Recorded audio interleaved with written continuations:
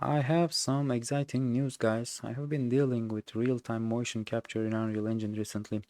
As you know, there's a LiveLink application which works with only iPhones for now. So what I did was I was trying to understand the communication between those applications, and I captured some packets and I tried to analyze them with some AIs. And what I found was this real-time motion capture from video streams is being handled by another plugin named ARKit or something for iPhones, and it is not a part of a MetaHuman plugin, means that it's not closed source, so I was able to reach its source from Unreal Engine directly.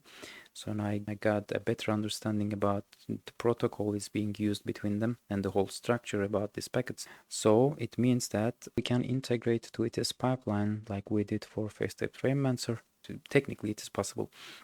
So what I did next, and I tried to create some fake source which acts as an iPhone and tries to send the same packets to the Unreal Engine.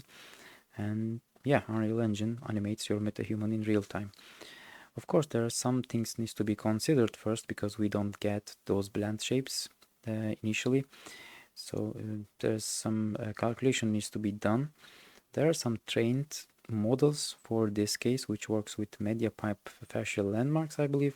I will be testing and trying them out first. If I'm able to get a good result, then I will be happy to share this project with you.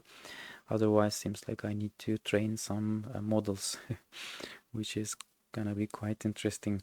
Comparing the quality, probably it is not gonna be as good as the performance results that we are getting from MetaHuman Animator, because those pipelines are completely different from each other.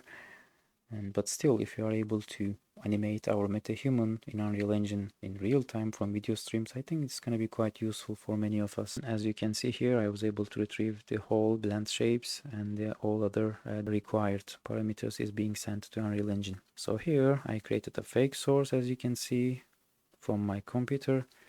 And for a demonstration, I just tried to send jaw opening blend shape to the Unreal Engine. And as you can see, it works.